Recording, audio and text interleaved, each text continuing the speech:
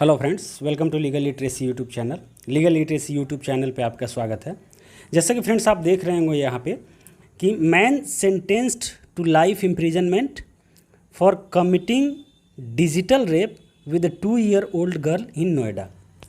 तो आज हम जानते हैं कि what is digital rape, okay, और रेप के डिफिनीशंस में क्या चेंजेस हुए हैं और रेप के पनिशमेंट में क्या चेंजेस हुए हैं आफ्टर निर्भया इंसिडेंट या फिर आफ्टर अमेंडमेंट 2013।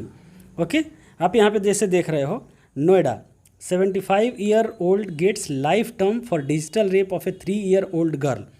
ठीक है, 75 ईयर्स का एक आदमी 3 साल के एक बच्ची का डिजिटल रेप कर रहा था, इसके लिए उसको लाइफ टर्म मिला है। लाइफ टर्म मतलब इम्प्रिजनमेंट फॉर लाइफ। ये आप देख रहे हो। तो इसमें कुछ चीज़ों के बारे में हम समझेंगे। सबसे पहले जानेंगे कि what is digital rape. Okay, what is digital rape. ठीक है, डिजिटल रेप के बारे में जानेंगे और कैसे ये जो रेप होता है, जो आईपीसी में हमारे रेप दिया हुआ है, उससे किस तरह से ये डिफरेंट है। ओके, और ये इस केस के बारे में थोड़ा सा जानेंगे और थोड़ा सा कुछ रेप लॉज के बारे में जानेंगे, जो कि हम देखेंगे वो आईपीसी में है और पॉक्सो में है। चूँकि ये बच्ची 3 साल की है, तो 3 साल से मतलब 18 ईयर्स से कम जो भी होता है वो क्या होता है, पॉक्सो के अंडर कवर्ड होता है। पॉक्सो बनाया ही गया है 18 साल से कम के बच्चियों के लिए, जेंडर न्यूट्रल है कि उनके जैसे protection of children from sexual offences. ठीक है, तो ये पॉक्सो का फुल फॉर्म होता है। तो थोड़ा सा देखते हैं इसमें, तो आगे आते हैं। सबसे पहले हम थोड़ा सा केस डिटेल के बारे में देख लेते हैं, केस डिटेल है क्या, उसके बाद आगे बढ़ेंगे। तो केस डिटेल है फ्रेंड्स कि एक 2019 में एक पर्सन था जिसका नाम था अकबर अली। वो मालदा के किसी गांव का नेटिव था, ठीक है, वेस्ट बंगाल के। वो अपने मैरिड डॉटर को विजिट करने आता है नोएडा सेक्टर 39 में, जहां वो एक माइनर डॉटर ऑफ नेबर, अपने नेबर के माइनर बच्ची को वो क्या करता है, ल्योर करता है, मतलब उसको बुलाता है अपने पास, the pretext of providing her candies and digitally raped her inside the house. करता क्या है कि वो यहाँ पे उसको बुलाता है बच्ची को और डिजिटली रेप करता है। डिजिटली रेप, ये आप समझो डिजिटली रेप। ठीक है, इसके बाद इसके बारे में बात करेंगे। उसके बाद गर्ल्स के जो पेरेंट्स हैं वो पुलिस कंप्लेंट करते हैं, रिटन पुलिस कंप्लेंट। उसके बाद मेडिकल एग्जामिनेशन होता है और रेप कंफर्म होता है। तो अकबर अली को अरेस्ट किया जाता है, उसका इंटरिम बेल भी डिनाई किया जाता है। जब कंक्लूजन होता है ऑफ ट्रायल, जो ट्रायल के बाद ही was sentences for rigorous imprisonment for life and to pay ₹50,000। ठीक है, तो आप समझ लो रिगरस इम्प्रिजनमेंट फॉर लाइफ इसका क्यों होता है। वो इसलिए होता है कि इस पे सेक्शंस लगे थे 376 आईपीसी, ओके, एंड 5 और 6 ऑफ पॉक्सो एक्ट। ठीक है, पॉक्सो एक्ट, तो ये लगे थे। और 376 जो आईपीसी का है उसमें क्या है, उसमें आपको सज़ा मिलती है 10 ईयर्स टिल लाइफ इम्प्रिजनमेंट। ठीक है, लाइफ इम्प्रिजनमेंट एंड फाइन। आगे आते हैं केस डिटेल के बाद थोड़ा सा देखते हैं कि अब डिजिटल रेप होता क्या है। मेन मुद्दे पे हम लोग आते हैं, डिजिटल रेप होता क्या है। तो सबसे पहले फ्रेंड्स आपको ये लग रहा होगा कि डिजिटल रेप का मतलब, जैसे नाम से आ रहा है डिजिटल, आज पूरी दुनिया डिजिटल हो रही है। तो डिजिटल हो रही है, इसका ये मतलब यहाँ पे नहीं है जो कि कंप्यूटर, इंटरनेट और साइबर क्राइम से रिलेटेड है। किसी भी तरह से इन 3 चीज़ों से ये रिलेटेड नहीं है।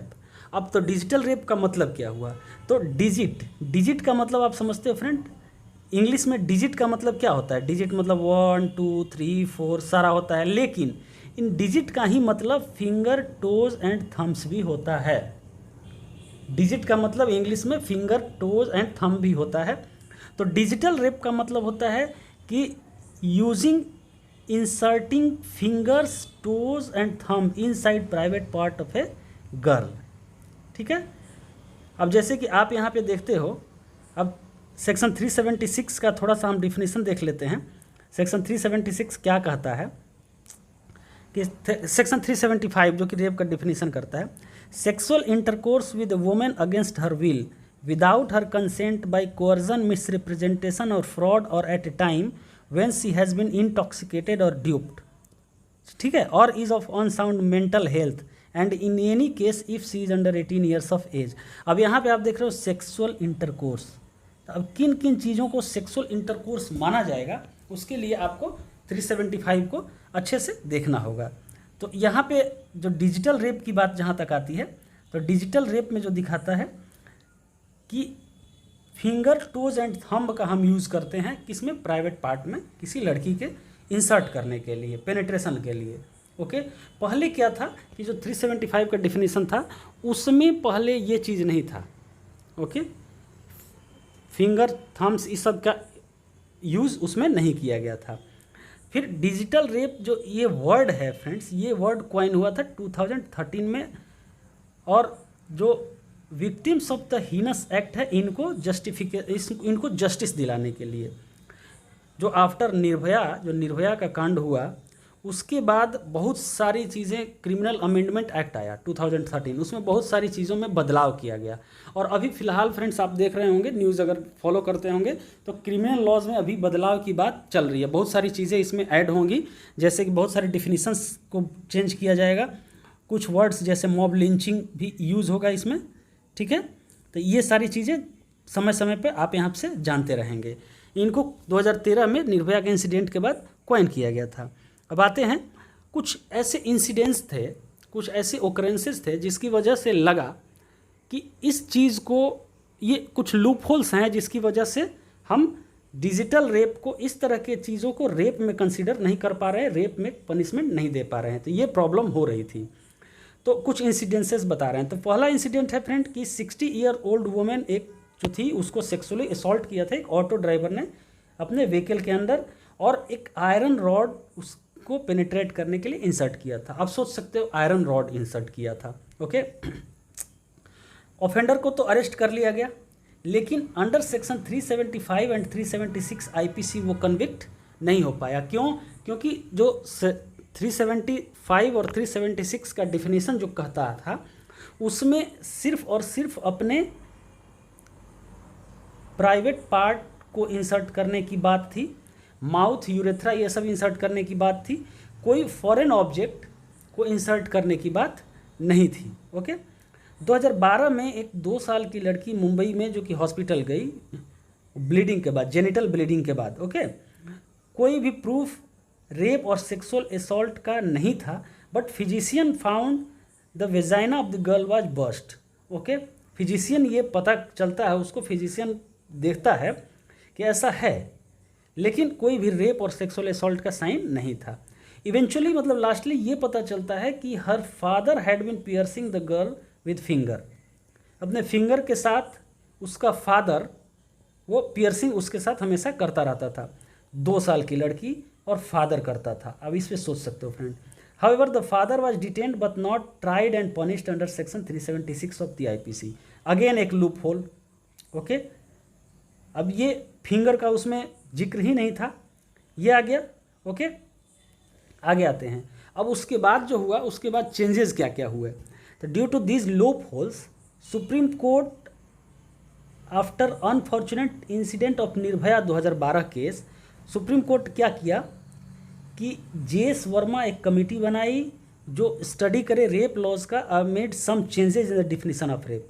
रेप के डिफिनीशन में कुछ चेंजेज आया। तो नया जो डिफिनीशन था ये आया, rape is considered as an act of forcefully penetrating a woman's vagina, mouth, anus, urethra by a penis, any foreign object और any other part of the body. तो इसमें आपकी फिंगर्स भी आ गई, टोज भी आ गए और थंब भी आ गए, रॉड, आयरन रॉड, कुछ भी, कोई भी चीज़ आप पेनेट्रेट कर रहे हैं तो वो रेप के डिफिनीशन में आएगा। तो वो एक लूप होल सुप्रीम कोर्ट ने ख़त्म कर दिया। अब आगे आते हैं। इसके बाद क्या होता है कि हम रेप के लॉज को रेप के विक्टिम्स को क्लासिफाई करते हैं। तो जब क्लासिफाई करते हैं तो एक आता है माइनर विक्टिम, ठीक है, माइनर विक्टिम, ठीक है। इसके बाद आती हैं मेजर विक्टिम, ठीक है। या तो माइनर के साथ रेप हो सकता है या मेजर के साथ हो सकता है। तो मेजर के साथ जब होता है तो सेक्शन 375 एंड 376 होता है आईपीसी। ओके, माइनर के साथ जब होता है तो 375 376 आईपीसी तो होगा ही, और पॉक्सो एक्ट्स के भी प्रोविजंस इसमें लगेंगे। तो जो माइनर ये जो पॉक्सो एक्ट के प्रोविजंस हैं ये जेंडर न्यूट्रल है, ठीक है, इसमें गर्ल्स बॉयज़ से कोई मतलब नहीं है, इसमें दोनों के लिए ये है, लेकिन ये जो है सिर्फ गर्ल्स के लिए है। आगे आते हैं, कुछ और इंसिडेंट्स हुए हैं, जैसे आप देख सकते हो कि जो लूप होल्स थे उनको ख़त्म करने के बाद कुछ इंसिडेंट्स हुए हैं जिसमें कि डिजिटल रेप उसको कहा गया है, ठीक है, उसको रेप के डिफिनीशन में रखा गया है। एक 50 साल का बंदा जो कि जिसका नाम मनोज लाला था, वो digitally rapping A 7 months old girl child under the Noida phase 3 police station area, उसको पकड़ा गया, ठीक है। मई 2022 में एक 81 ईयर्स ओल्ड स्केच आर्टिस्ट था नोएडा में ही, जो कि एक 17 साल की लड़की के ऊपर डिजिटल रेप के लिए अरेस्ट किया गया। पुलिस ने कहा कि वो living with minor victim as her guardian, कई सालों से एक गार्जियन के रूप में उसके साथ रह रहा था। जून 2022 में एक 5 साल की बच्ची डिजिटल रेप की, वो जो है उसके फादर ने उसके साथ डिजिटल रेप किया था। और इंसिडेंट ये कब लाइट में आया, जब लड़की ने वो कंप्लेंट किया जेनिटल पेन का। अब देख सकते हो फ्रेंड्स कि किस किस तरह से ये चल रहा है। आगे आते हैं तो थोड़ा सा सेक्शन का डिफिनीशंस देखते हैं। ये सेक्शन 375 ऑफ आईपीसी है, इसको पॉज करके आप पढ़ सकते हैं। सेक्शन 376 ऑफ आईपीसी है। तो सेक्शन 376 ऑफ आईपीसी क्या कहता है कि कुछ जो सब सेक्शन 2 है, commits rape shall be punished with rigorous imprisonment for either description for a term which shall not be less than 10 years but which may extend to imprisonment for life and shall also be liable to fine. अब यहाँ पे देख रहे हो कि shall not be less than 10 years, तो इसको क्या बोलते हैं फ्रेंड्स, इसके बारे में और भी वीडियो में मैंने बात किया है, इसको बोलते हैं मिनिमम मैंडेटरी सेंटेंसेज, ठीक है, इसको बोलते हैं मिनिमम मैंडेटरी सेंटेंसेज। आगे आते हैं, अब थोड़ा सा देख लेते हैं section 3 of POCSO act and section 6 of POCSO act and section 5 भी पढ़ेंगे। Whoever commits penetrative sexual assault shall be punished with imprisonment for either term of description which shall not be less than 10 years but which may extend to imprisonment for life and shall also be liable to be fine। ये चीज़ है penetrative sexual assault बच्चों के साथ। अब section 5 देखते हैं, aggravated penetrative sexual offence. Section 3 क्या था, सेक्सुअल असॉल्ट का, पेनेट्रेटिव सेक्सुअल असॉल्ट का पनिशमेंट था। सेक्शन 5 डिफिनीशन है aggravated penetrative sexual offence assault. Whoever commits penetrative sexual assault on a child below 12 years is said to have committed aggravated penetrative sexual assault। और इसके लिए punishment क्या है, 20 years to life imprisonment, 20 साल minimum होगा, उसके बाद लाइफ इम्प्रिजनमेंट भी होगा अगर 12 साल से कम उम्र की लड़की के साथ आप कुछ करते हैं या लड़के के साथ। ये जेंडर न्यूट्रल चीज़ है, लड़के या लड़की के साथ, ओके। अब देखते हैं सेक्शन 6, जो भी aggravated penetrative sexual assault commit करता है, imprisonment for a term which shall not be less than 20 years but which may extend to imprisonment for life, ये तो हमने देख लिया। फाइन इम्पोज्ड, जो भी उसमें फाइन इम्पोज्ड होगा, shall be just and reasonable and paid to the victim to meet the medical expenses and rehabilitation of such victim. समझ गए, ये इसमें ये एक्ट में ही कह रहा है। तो फ्रेंड्स इसमें जाहिर सी बात है आपको सब कुछ पता चल गया होगा। इसमें जो जो हम बात करने वाले थे कि डिजिटल रेप क्या होता है और डिजिटल रेप नॉर्मल जो रेप होता है उससे किस तरह से अलग है और ये क्या इंसिडेंट्स हुए हैं और हो रहे हैं, इसके बारे में पूरी जानकारी आपको मिली होगी। उम्मीद है जानकारी अच्छी लगी होगी। फ्रेंड्स अगर अच्छी लगी हो इसको वीडियो को लाइक करें, शेयर करें एंड सब्सक्राइब करें। धन्यवाद।